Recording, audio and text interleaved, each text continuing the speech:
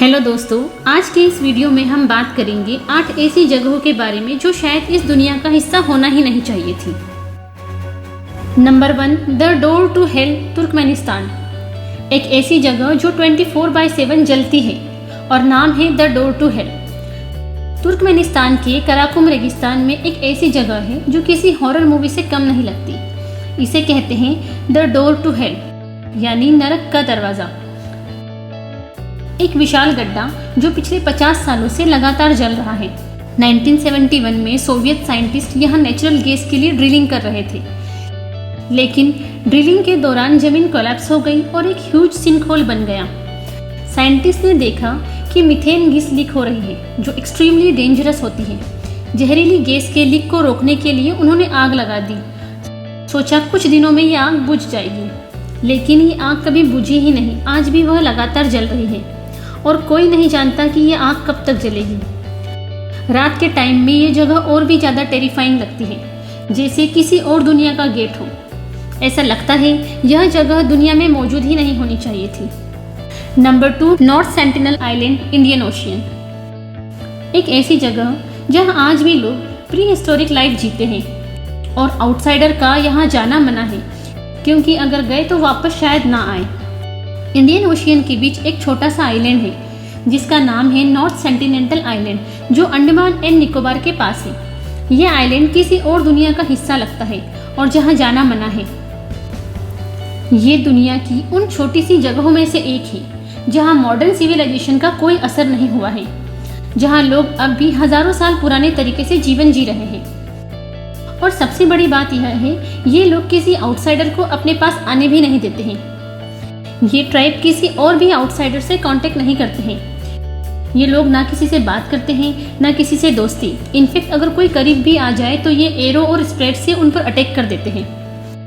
2006 में 2 फिशरमैन गलती से इस आइलैंड के पास पहुंच गए थे। उनका वहां से वापस आना कभी नहीं हुआ। सन 2018 में एक अमेरिकन मिशनरी सीक्रेटली इस आइलैंड पर गए। उन्होंने क्रिश्चियनिटी स्प्रेड करने की कोशिश की, लेकिन वो वहां से वापस नहीं आए। उन्हें मार दिया गया। ये इंसिडेंट दुनिया भर में हेडलाइन बना, लेकिन एक बार फिर ये प्रूफ हो गया they want to be left alone. Indian government ने नॉर्थ सेंटिनेंटल को रिस्ट्रिक्टेड जोन डिक्लेयर किया है। यहाँ जाना इलीगल है और वहाँ के लोगों के राइट्स को भी प्रोटेक्ट किया जाता है। साइंटिस्ट कहते हैं ये लोग अब तक किसी भी एक्सटर्नल वायरस या इन्फेक्शन के इम्यून नहीं हुए हैं, इसलिए उनका कांटेक्ट जानलेवा हो सकता है, उनके लिए भी और हमारे लिए भी। ये लोग लगभग 60,000 सालों से वहाँ रहते आए हैं, बिना इलेक्ट्रिसिटी, बिना इंटरनेट और बिना मॉडर्न टेक्नोलॉजी के। उनका जीवन पूरी तरह से हंटिंग, फिशिंग और जंगल लाइफ पे डिपेंड है। नॉर्थ सेंटिनेंटल आइलैंड एक रिमाइंडर है कि दुनिया में अब भी ऐसे कई राज हैं जो सुलझाए नहीं गए हैं और शायद उन्हें सुलझाया भी नहीं जाना चाहिए। Number 3, snake island, Brazil. एक ऐसा आइलैंड जहाँ से इंसान का जिंदा लौटना ऑलमोस्ट इम्पॉसिबल है। स्नेक आइलैंड ब्राज़ील का वो हिस्सा है जहां जाना लाइफ थ्रेटनिंग है। यह आइलैंड दुनिया के सबसे डेडलीस्ट आइलैंड में से एक है। यहाँ रहते हैं गोल्डन लेंच हेड वाइपर्स, दुनिया के सबसे ज़्यादा जहरीले सांप। इनका जहर इतना स्ट्रांग होता है कि यह किसी भी इंसान को मिनटों में मार सकते हैं। ब्राज़ील के कोस्ट से थोड़ी दूर अटलांटिक ओशियन के बीच एक छोटा सा आइलैंड है, इला दा क्यूमादा ग्रांडे, जिसे दुनिया स्नेक आइलैंड के नाम से जानती है। यहाँ ह्यूमंस अलाउड नहीं है। गवर्नमेंट ने इस आइलैंड को कम्प्लीटली रिस्ट्रिक्टेड कर दिया है।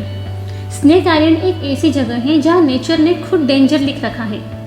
Some places are better left alone forever. इस आइलैंड पर हर 1 स्क्वायर मीटर में हो सकता है 1 या उससे ज़्यादा स्नेक्स हो, और ये नॉर्मल सांप नहीं है। ये हैं गोल्डन लेंच हेड वाइपर्स, दुनिया के सबसे डेडली स्नेक्स। उनका वेनोम इतना पावरफुल होता है कि ह्यूमन फ्लेश को पिघला देता है and death is almost guaranteed. लोग सोचते हैं इतने सारे सांप एक जगह पर क्यों? हजारों साल पहले सी लेवल राइज के बाद ये आइलैंड मेनलैंड से अलग हो गया और स्नेक्स वहाँ पर फंस गए और इवोल्व कर गए और पहले से भी ज़्यादा जहरीले बन गए, खासकर क्योंकि उनका खाना बर्ड्स और इंसेक्ट होते हैं। सो इनका वेनोम भी अल्ट्रा फास्ट किलिंग मोड में इवॉल्व हुआ। इस जगह पर सिर्फ कुछ साइंटिस्ट ऑफिशियल ही जा सकते हैं with full protective gears. Snake island एक टेरिफाइंग रिमाइंडर है कि नेचर किस लेवल तक डेंजरस हो सकता है। एक ऐसी जगह जहाँ इंसान की कोई जगह ही नहीं है। कुछ जगह ऐसी होती हैं जो शायद होनी ही नहीं चाहिए थी, या फिर उन्हें इंसान से दूर ही रहना चाहिए। Number 4, Chernobyl explosion zone, Ukraine. एक ऐसी जगह जहां वक्त रुक गया है और हवा में अब भी मौत घूम रही है। एक घोस्ट सिटी जहां से इंसान तो चले गए लेकिन रेडिएशन अभी भी जिंदा है। 26 अप्रैल 1986 दुनिया की हिस्ट्री का सबसे खतरनाक न्यूक्लियर डिसास्टर होता है। एक टेस्ट के दौरान रिएक्टर नंबर 4 में एक मैसिव एक्सप्लोजन होता है। रेडिएशन इतनी बड़ी क्वांटिटी में लीक होती है कि उसका असर यूरोप तक महसूस होता है।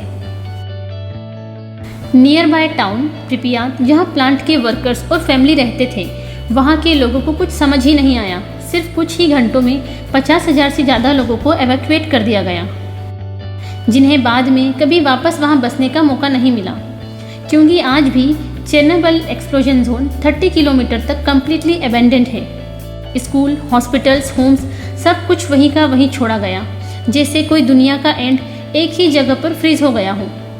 नेचर वापस आ चुकी है, जंगल बढ़ चुके हैं, एनिमल्स भी, लेकिन रेडिएशन अब भी अंदर छुपी हुई है। यहाँ की हवा, मिट्टी, पानी सब कुछ अब भी पॉइजनस है। कुछ लिमिटेड एरियाज में टूरिस्ट अलाउड है, but only with protective gears and guides. Reactor को एक बड़े स्टील सार्कोफिगस से सील किया गया है, लेकिन ये सील भी सिर्फ टेम्परेरी सॉल्यूशन है। रेडिएशन को कम्प्लीटली न्यूट्रल होने में थाउजेंड्स ऑफ ईयर लगेंगे।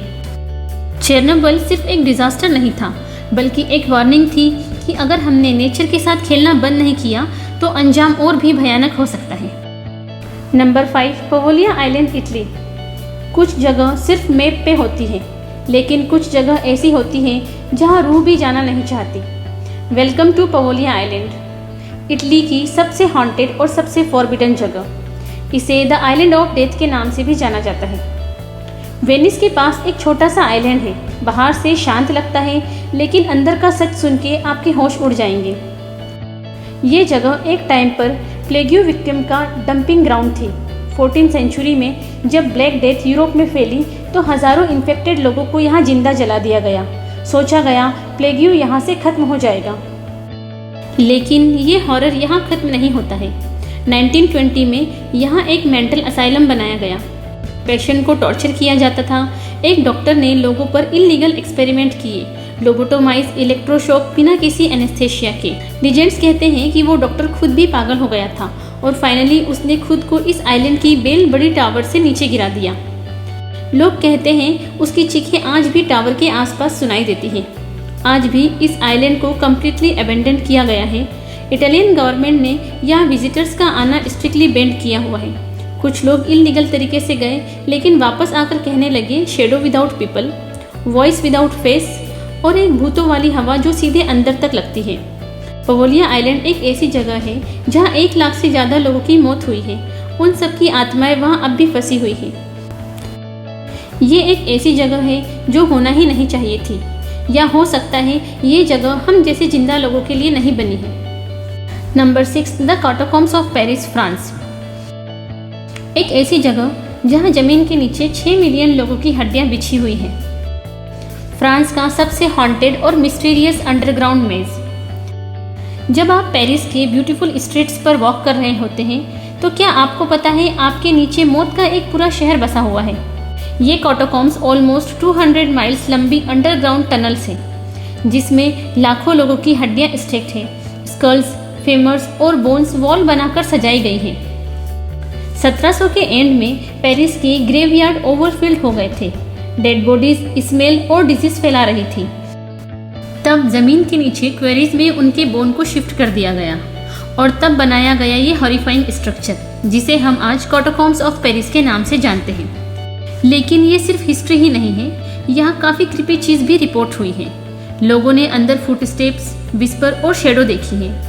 2010 में एक कैमरा मिला जिसमें अननोन एक्सप्लोर का फुटेज था।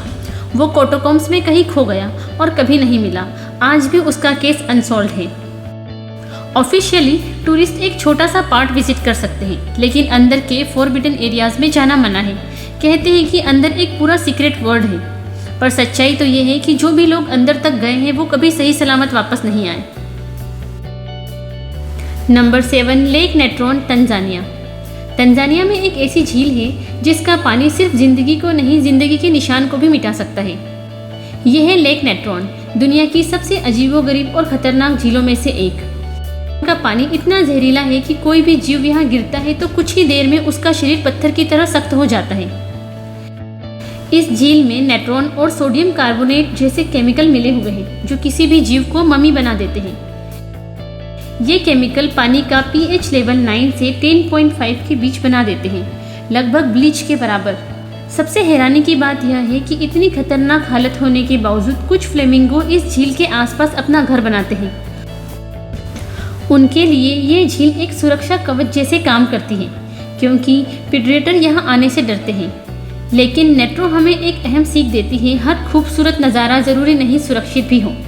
कभी कभी प्रकृति की सबसे सुंदर चीज भी अपने अंदर बहुत ज्यादा खतरा छुपाए होती है। Number 8, Aokigahara forest, Japan. एक घना जंगल, इतना खामोश कि आप अपनी सांसों की आवाज तक सुन सकते हैं, जहाँ रास्ते गुम हो जाते हैं और कई लोग जो कभी वापस नहीं लौटते। ये है ओकीगहारा फॉरेस्ट, जिसे द सुसाइड फॉरेस्ट के नाम से भी जाना जाता है। फूजी माउंटेन के नीचे बसा ये घना जंगल अपनी प्राकृतिक सुंदरता के बावजूद दुनिया भर में किसी अलग वजह से मशहूर है। हर साल लाखों लोग यहाँ अपनी जीवन यात्रा खत्म करने के लिए आते हैं, इतना कि फॉरेस्ट के एंट्री गेट पर वार्निंग बोर्ड्स तक लगाए गए हैं जिनमें लिखा होता है, अपनी जान बचाने के बारे में सोचिए, अपने परिवार को याद कीजिए। जापान में डिप्रेशन और मेंटल हेल्थ को लेकर अब भी एक बड़ी समस्या है और ओकीगहारा जैसे जंगल शायद उन लोगों के लिए अकेला और अंतिम ठिकाना बन गया है। कई कहानियां कहती हैं कि इस जंगल में भटकती आत्माएं हैं। ये जगह इतनी चुप और इतनी भारी लगती है, ऐसा महसूस होता है जैसे जंगल खुद आपको बुला रहा हो। ओकीगहारा सिर्फ जंगल नहीं है, यह एक कहानी है, उदासी की, खामोशी की और उन दर्दनाक किस्सों की जो कभी बयां नहीं किए गए। कभी कभी दुनिया की सबसे सुंदर जगह भी सबसे अधिक दुख छुपाए होती है।